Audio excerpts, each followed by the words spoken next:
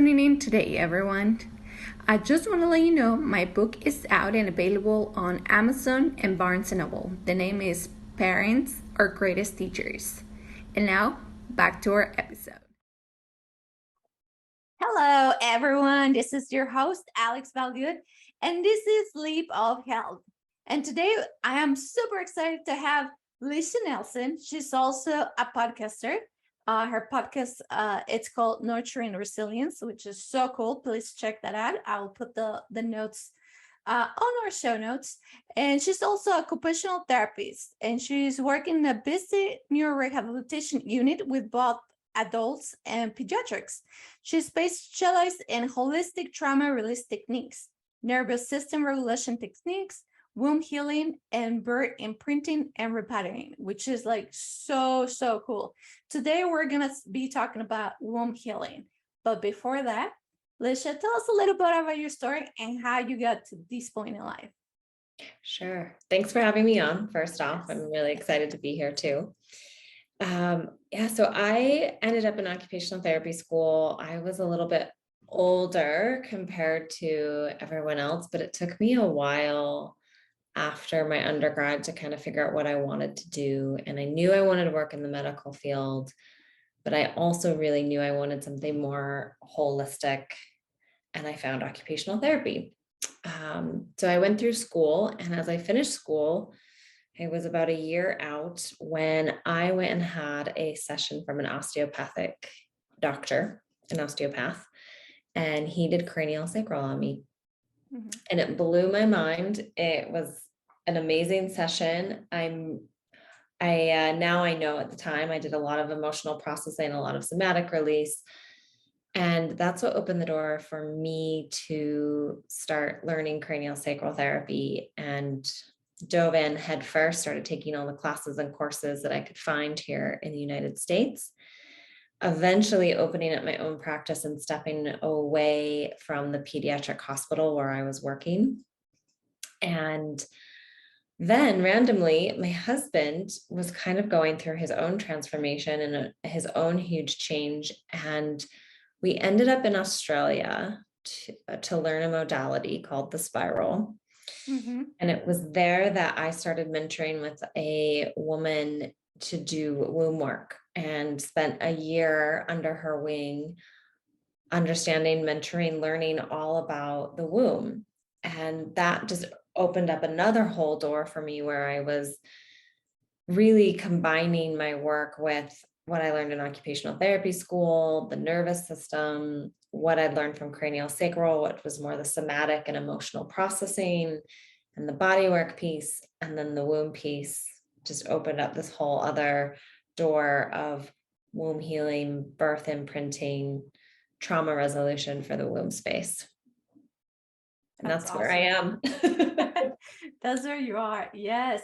I love that. I feel like sometimes we go through, these experiences as learning something. And, like some people are like, no, I don't want to study that, or I want to study only these. But, regardless, whatever the path takes you, everything gets combined at the end, and we use all the skills for where we are at this point. So that's so cool. And I'm glad you went through all that to be here with me. So I love that. So we're going to be talking a little bit about womb healing. Tell us what that is, because I know a lot of people, relate with the womb, and, they're thinking about moms and babies, and what really is it? It's so big, it's so broad. And I think for me, the way I look at it and the way I'm doing work with womb healing is I take the approach from the somatic piece. So really the body. And with psychosomatics, that's the understanding that our body holds memory, and our body's constantly talking to us and sending us signals and messages. And the womb space, even if you've had a hysterectomy, if you don't have a womb, I like to refer to it as the womb space, because even if you don't have a womb, there's still that space in that area there. Or some of us might have like ovaries missing or different parts that aren't there. But all of that holds cellular memory, and all of that can hold a story. And as a womb space and how the womb sits in the body, it really is like a bowl, the pelvic bowl. Mhm. And so emotionally, energetically, physically, it becomes a storehouse for a lot of emotions, a lot of stories, a lot of cellular memory. A lot of people have some really tragic stories, like whether it was their cycle and their period, or painful periods, or sexual assault and trauma, or, you know, painful doctor appointments. Like there's so much that goes on Mhm. in that space. And our body hangs on to that. And oftentimes, if it's not resolved or looked at or felt or processed, it can just get stored in there and held in that bowl. And so womb healing then is really learning how to listen to our body, listen to our womb, what is happening, what stories are ready to be released or moved, what needs to be witnessed, so that we're not moving through the world with a bunch of like old traumas, baggage, things weighing us down. Nice. We'll just say that womb healing, is it just for women? I How go does back that and affect to men? Because I know yeah, men listen to me, so they might be like, oh, I should have been listening to this. yeah, it's such a loaded question these days. And me personally, so when I discovered womb work and went through my process and my training, it was in 2019, and here we are in 2022. So in those 3 years, I've done a lot of deep personal work around culture, race, gender, cis, normal, like these pieces. And so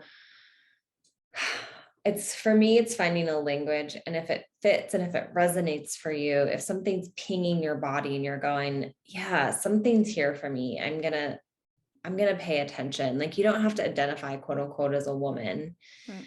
And I think a lot of people get turned away in the womb work world because we talk about it as like masculine and feminine energy a lot of times. And people might equate that to like man and woman. But for me, it's like if you have a womb, if you had a womb, whether you're bleeding or not bleeding, you can do womb work. We'll apply that the man was in the womb. Yeah. And I think men who came from the womb Right. can definitely do some healing work around womb. Okay. Awesome. So if Especially the birth imprint work. yes, yes. And touching on that, how the what's that? How what is it? So me personally, was Mhm. on a craniosacral table in a class learning in a course, and I started remembering my birth. I was a cesarean section. Mm. My body started to remember the birth. It was really traumatic, and I started going through kind of like body movements, and I was fully remembering what happened. And so that was before I studied womb work, but I really started to be like, our body remembers everything. It's a lived experience. Mhm. And usually it remembers the more traumatic things. That's how our brain is wired. It's how our nervous system is made. And so that was kind of like the first thing for me to start to recognize. And then just doing more womb work, doing some ancestral healing work, doing some of my own work around my parents, just recognizing all of us are holding in our bodies a birth imprint. Mhm. And usually somewhere in there might not have been what we wanted. There might have been some need. Very rarely, it's happening more and more, but very rarely are all of our needs met in our birth, whether it's in conception, in utero, birth, postpartum. So with birth imprint work, we're looking for what's the story that got imprinted versus what's the blueprint, what's underneath. underneath is a full, healed, happy, healthy baby Mhm. that like gets to come to this earth. So it's that transition of how can we be in our blueprint? How can we be in our health and wellness, versus what's imprinted on us, maybe from our parents or from the hospitals or from C-sections or anesthesia or whatever happens in birth. So what are some of the things that you do to recognize maybe some of those situations that we, as kind of like past trauma or like the things that happen within the birth, we usually block it or don't remember, or we're not such an in tune, like you were on that moment where you can remember. I think a lot of us might not remember much of that. What's some of the work that you do for people to actually maybe recognize certain things, or to kind of like remember some of that to heal? So I just kind of hold the intention or the awareness that when I do one-on-one coaching with people, and I also do body work with people, and I hold the intention that if it needs to come into the sessions or into our work to be looked at and healed, it will show up at some point. Mhm. So when I'm working with people, I do what's called somatic work. So we're really working with the body, whether it's womb. When I'm doing womb work, it's also somatic work. So it differs than talk, say like talk therapy, where you're chatting or talking. We're really paying attention to the sensations of the body. Sometimes there's very little talking that happens in my sessions. Sometimes there is, it just really depends. But I do also have clients who know they had a crazy birth. Like people know if they were in NICU, or people know, and something, whether it's because I'm talking about it, or oftentimes there's like this pattern that no matter what they do, no matter what they look at or change or address, this deep, deep pattern or feeling never gets resolved. Mhm. Like belonging is a very common one. And so oftentimes we can start to piece together little bits of their story. And if we trace it back far enough, it probably starts to go into the birth process. Mhm. Um, I also work with pregnant women and postpartum women, women that have just had babies. And so someone might contact me right away because they had a non-ideal birth and they want to address it. They're like, oh, this wasn't great. So I'm working in that way and pulling in the womb, the birth story, the somatics of it. Do you think it's almost like that's like the best point in time to try to heal the womb when a woman just give birth to a kid? Will that make any difference? Or is it just because it's like super fresh and things are still like filling in the body and might be able to be addressed sooner? Yeah, I think because it's super fresh. And when I look at it from this perspective, so I worked in the pediatric hospital for years. And then when I transitioned to craniosacral practice, I was working with adults and newborns. But if in the body work world or energy work world, it doesn't really matter. If the baby can be addressed, if the baby wants to be addressed, I always get permission from the baby, and um, they're in charge. They're 100% in charge of the sessions. Um, but the sooner I feel like that we can address baby, the better, because babies and infants are 100% dependent upon mom, and their nervous systems co-regulate 100% upon mom. So if mom and baby are completely dysregulated from the birth or from the pregnancy, if they can get into better coherence, or if the mom can start to regulate the nervous system, the baby will attune to mom. And that's really how attachment happens is in this really beautiful bonding, coherent space. Mhm. And for me, if we can have, as infants, the first 2, 3 years of our lives, have attachment, secure attachment modeled, felt, embodied, we're going to move through the world much more secure, resilient human beings. Mhm. So I always work with adults. And my passion is like, okay, if there's a parent that's willing to have, because a lot of times moms are like, I'm fine. I don't need work. My baby doesn't need work. My birth was fine. Mhm. Everything's fine. Right. When We're it's always fine though. it's not fine. And so if mom's willing to get work, baby's willing to get work, body work, energy work, the attachment is going to be so much more in coherence. The nervous systems are going to be regulated. Mhm. And that gets to be the norm instead of before they come see me or before they're doing work. The way we unfortunately support moms in today's society after birth is like their nervous systems are way dysregulated. Mhm. So the more we can support that, I think that just becomes our baseline for our nervous system. Mhm.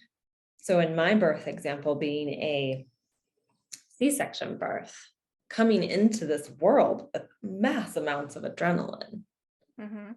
that, and then to a mom that had postpartum depression, that became my baseline. Right. So once I can start to work with that, heal that from a somatic perspective, my baseline changes.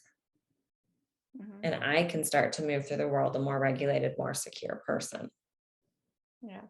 And we talk about somatic work, and people might be a little like, oh, I know I've heard that, but I don't know exactly what that is, or, you know, uh, can you tell us a little bit of like the stuff that you do as this somatic work? Is this like some sort of like massage or exercise or movement with your clients? So it depends if I'm in person or online. If I'm in person, I will be touching them. Um, I use craniosacral therapy as my modality for touch. So Mm-hmm. really light touch, really, yeah, it's not massage. People are fully clothed. I'm usually working on the womb space, like I have a hand on the womb or sometimes a hand on the head or the sacrum, kind of in that nervous system area. Sometimes I'm in other spaces, but so I am touching them, and I'm also doing some dialoguing, some talking, and bringing awareness to their body. Mm-hmm. So if I'm online, it's the same thing. I'm bringing awareness to their body. We're really looking at the sensations.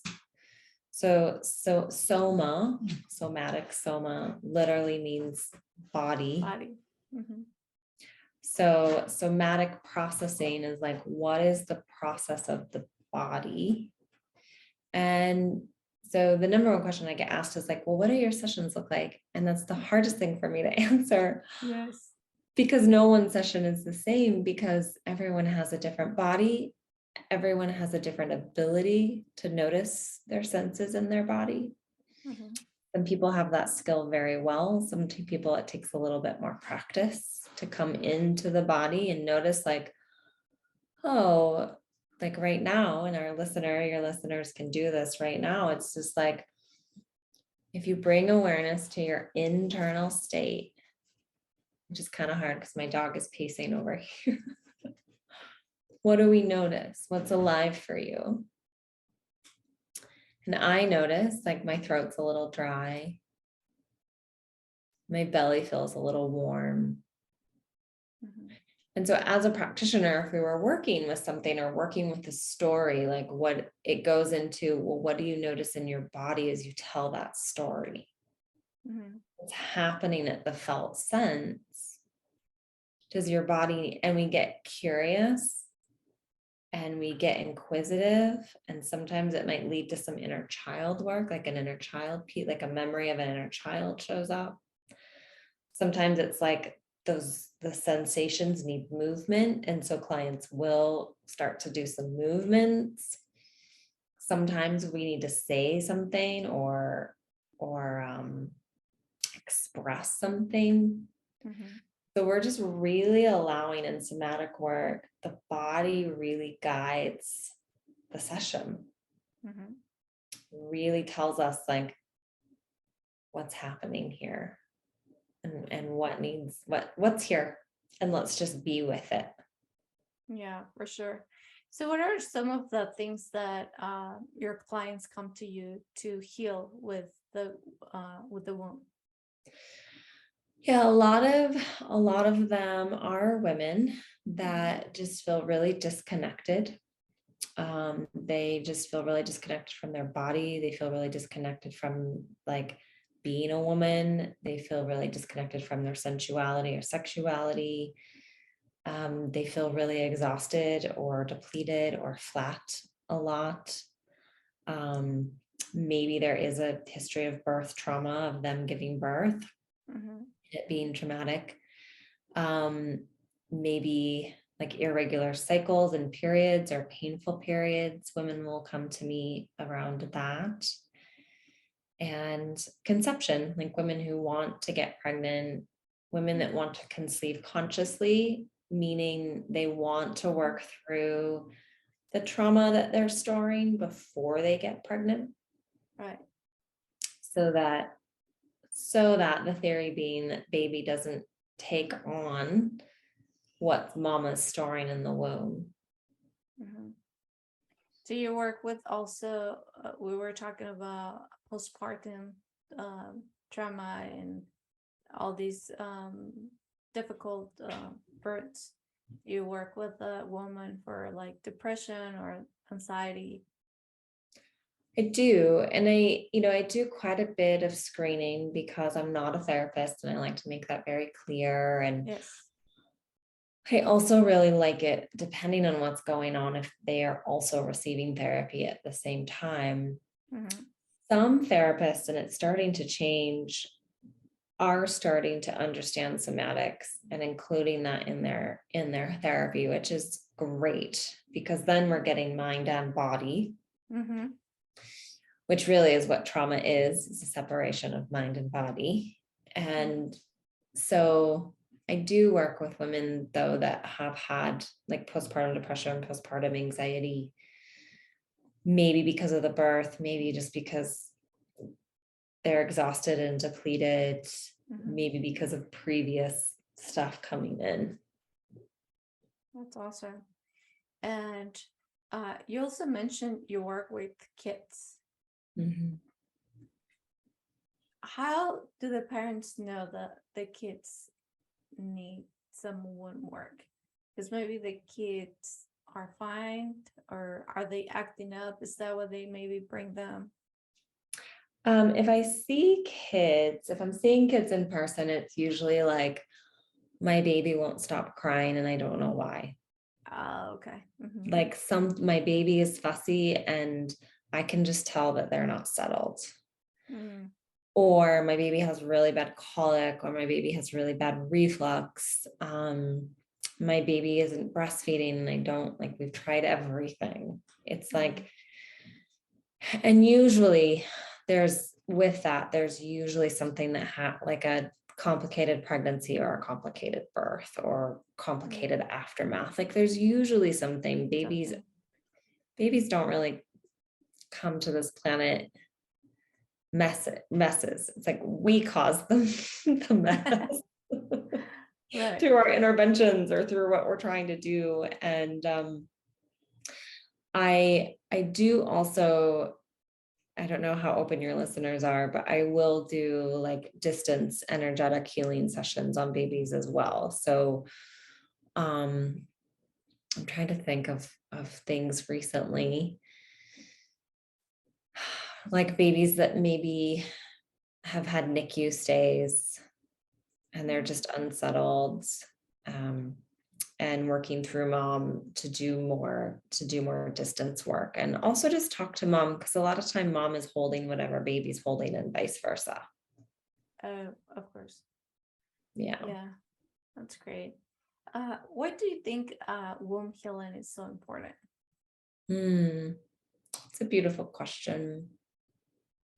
I think for me, I noticed a really big transformation in my life as I did my own work, as I went through my mentorship program and I started to connect with my womb and heal some different trauma, as I've worked through some of my own birth imprints.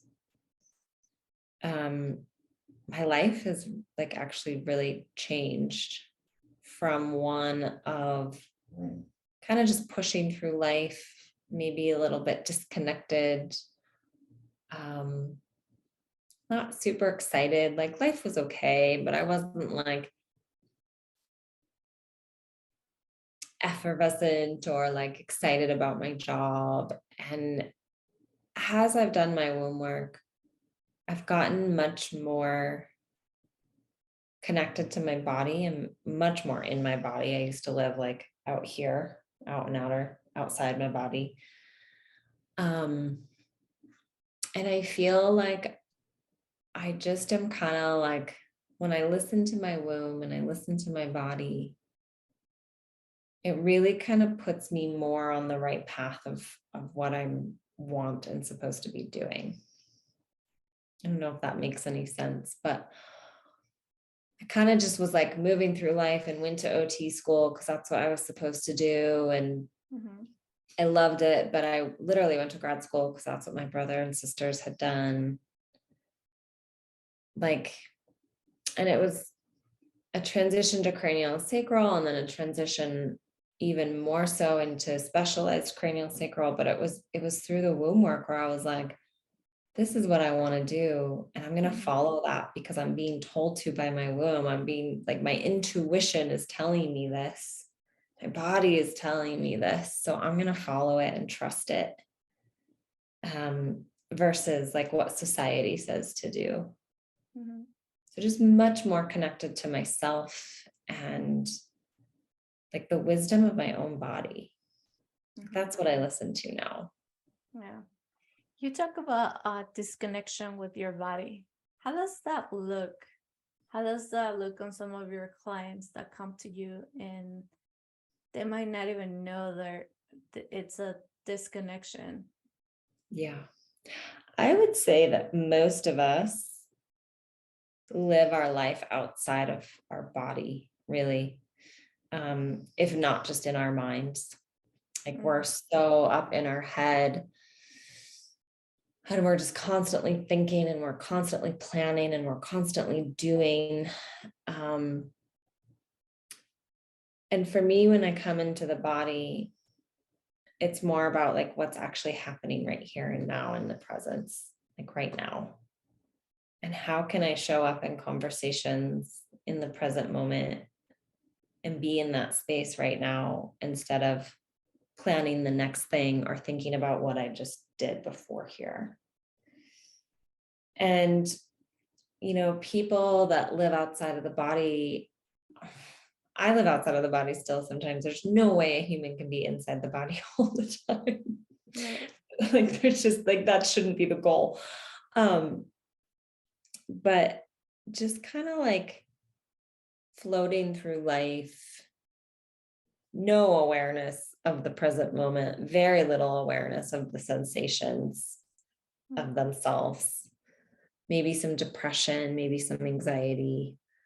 I'm trying to think like how I kind of used to be, and just going from one thing to the next with no presence and no awareness is kind of the telltale sign, or in a constant state of freeze in our day, in our life. Like, what's the easy way to explain this? So we can be like in a fight or flight system and go, go, go and anxious and da da da da, or we can be really frozen, which can show up like really flat and really withdrawn, I see. really shut down, really disconnected. Hmm. And that can sometimes be a freeze state. Yeah. I think a lot of the environmental and everything that we do throughout the day, right? We have like all this technology that keeps us like you mentioned on the going. I'm like, what am I gonna do right now? What am I gonna plan for today or tomorrow? And I once you mentioned that, I was like, oh, I'm so guilty of this. Because I am one of those that are I'm just constantly planning projects all the time. And it's true. Like I could see how the more I plan, the more I separate. I have that disconnection through my body. Yesterday, I had another interview with another expert in breath work, Mm.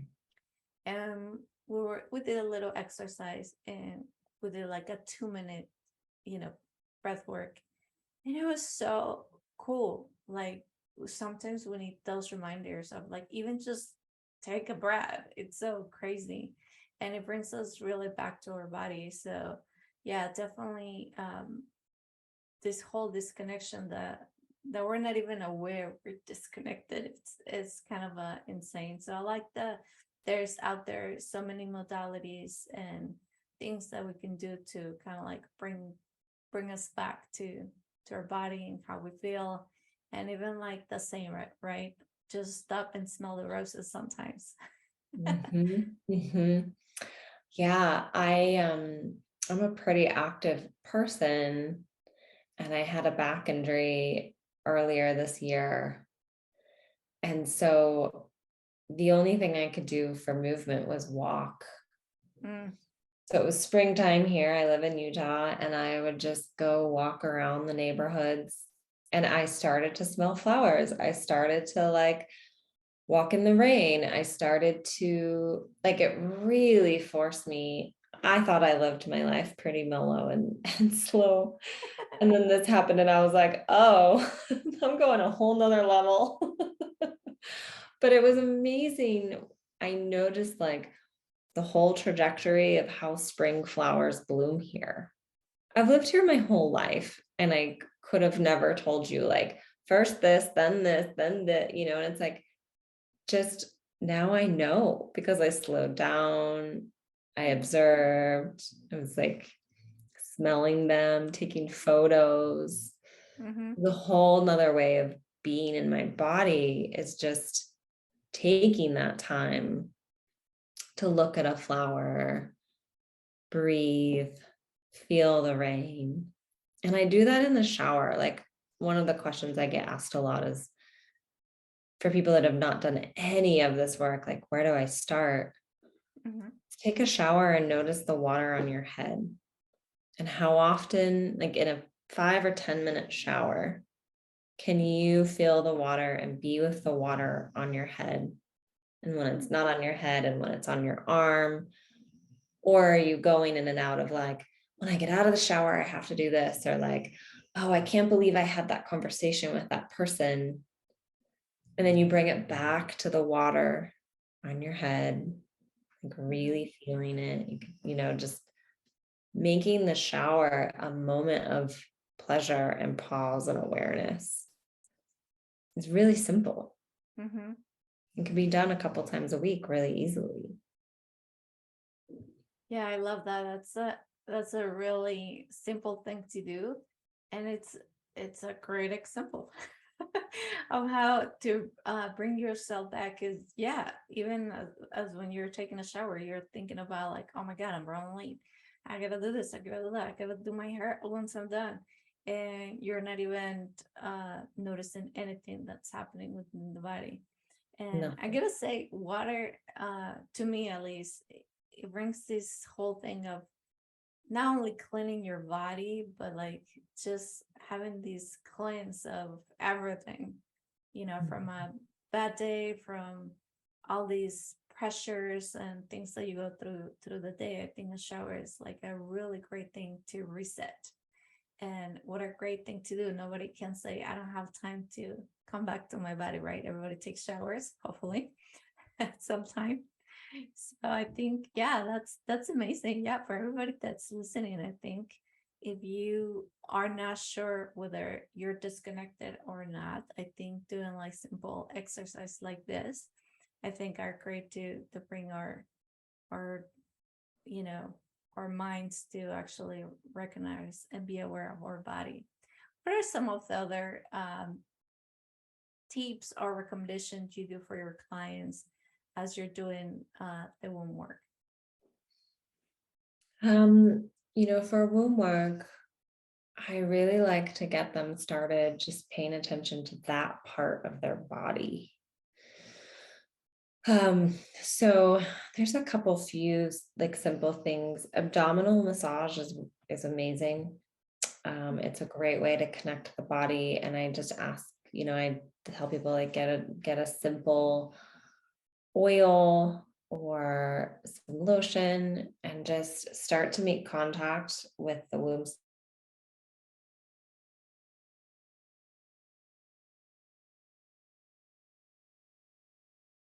Feels good.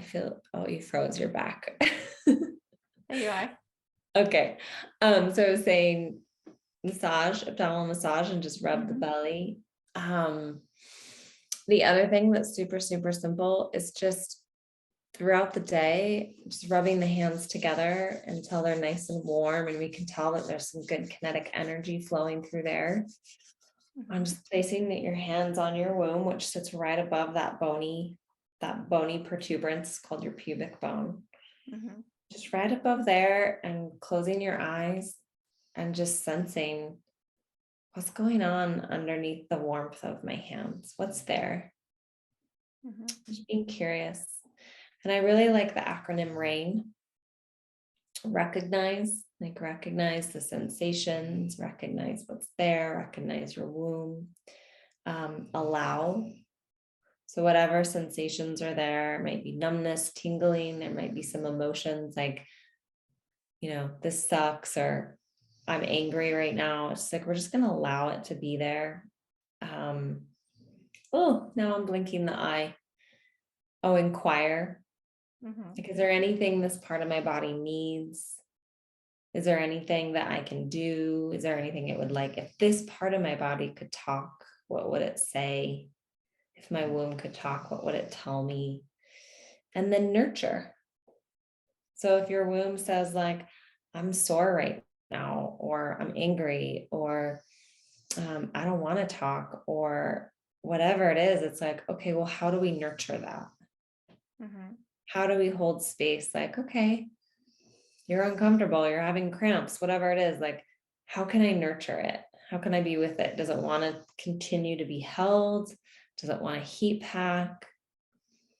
Am I angry and I need to like go get some steam let out? That's a really simple way to also just start to connect, start to become aware. I also like to have clients just start to brainstorm, maybe list out on a piece of paper, like all the things that they've had to put up with in their womb space, like chronic yeast infections, or an exam with a doctor that didn't go well, or a traumatic birth. Like, start to list it out and start to become aware of like all the times that we maybe had sex and didn't want to, or like a bad partner, or just start to like create some movement around what's in there. And once you start to write a list, most people are like, whoa. Right. I had no idea that is what I've been through. And it starts to create some awareness of what could potentially be stored in that space. Yeah, that's great. Especially as you said, we think it's just like one thing or two things, but once you put it on a paper and you start remembering it was this, it was that, it was the doctor session, it was like my period or whatever it was at the moment. I think it starts becoming a big list, and definitely recognizing that it's important. Mhm. Yeah, and so many of us, like, I don't know, I didn't grow up with like rites of passage or ceremony and I just like moving into being a woman, which Mhm. in our society and in many cultures, many societies starts with your moon, your bleed. And so a lot of times I even will have sometimes women say, like, what's your ideal womanhood ceremony? What's your ideal ritual? If you could have anything you wanted at age X when you weren't celebrated for becoming a woman, like, what would that look like? Okay, now go do that for yourself. Mhm. Like, go celebrate yourself having a rite of passage into becoming a woman and into like your cycle, Mhm. instead of it like mine was just shoved under the rug, just like, don't talk about it, it's gross, don't tell anyone, Mhm. like I think quietly tell dad that I need tampons now because that's so embarrassing, but he does the grocery shopping. Mhm. It's like that's something that's a rite. That was my rite of passage into being a woman. Yeah, So how can we rewrite that story? yeah, for sure. I think, I mean, your story, I think it resonates with a lot of us. I think Mhm. um same like me. I mean, you were maybe a little bit fortunate if you had a sister, because if you were the only girl, surrounded, like in my case, I'm the only woman. I have an older brother and a younger sibling, a younger brother, and I was also raised by my seven uncles and my grandfather. Oh my gosh. So you were the only girl. Yeah, there was grandma, there was an aunt Oh my in the God. mix, but in reality, it literally felt like it was just like me and a bunch of dudes, which they were cool. They were really cool, but still, I think there's all these situations that we don't really think much about it because it's just like, okay, you got a period, just move on. It's kind of like, don't talk about it. um that's it. Just keep going through life. But I think it's important. I think it's, as you mentioned, I'm my mind is just going and I'm like, oh, didn't think about that. But I think it's nice to come back to ourselves and create that awareness and celebrate what we are, who we are, and how we're going through life. So I think that was like a really beautiful point to make. Yeah, thank you. Yeah, and not everything that we've lived through is traumatic. Like, not every Right. experience elicits trauma. And so it doesn't even mean that there needs to be like a process around it but it's like once we see it on paper and start to piece it together, it can move from a space of like, oh, yeah, you're right, I wasn't celebrated. How then the nurturing. How Mm-hmm. can I celebrate myself? How can I honor that I'm a woman? How can I start to massage my belly a couple times a week? It's like we're just creating some curiosity and invoking some nurturing and maybe some celebration, Mm-hmm. which we're missing so much right now. Yeah, yeah. And it also makes me think about how you mentioned there's nothing that we do to celebrate ourselves. And I feel like in the old cultures, um, you know, a woman had a baby, and there was all this group of women from the village that will come and help out and make sure the mom was okay, and they will take care of the baby. And there was such a feeling of community and nurturing within all the women. And I think now we have lost that a lot, and kind of sucks a little bit. And I think, if you have girlfriends, or building that community, even though we don't live in a village anymore. But I think it's pretty cool, and I think it's important just for development of females around. Yeah, we really, we really are missing the aspect of village and women supporting women, and you know, we just don't live in that day and age. But I think a lot of us are starting to have a yearning, or like waking up to wanting that again in some form, and creating that in some form. And to me, it's like the more we heal, I mean, speaking of what's changed since I've healed my wound, um, my relationship to my mother, my relationship to my sisters, my relationship to other women used to be one that, like, especially other women, I didn't feel safe with other women. I didn't grow up around other, similar to you. I didn't have a lot of other women in my life as examples. I was a tomboy. I was conditioned and received love. The more I did, the more masculine energetically I was. And so moving back to feeling safe and nurtured by other women, like that was really taken away from many of us in many forms. And a lot of womb healing for me has opened that back up, a desire to be in that state, like seek out other women that I can be close friends with, be in relationship with, is important to me now. Yeah, for sure. And I think, deep inside, it's important for all of us. Just, as a woman, I think it's really important to have other women to look up to respect, to love, to feel nurtured by.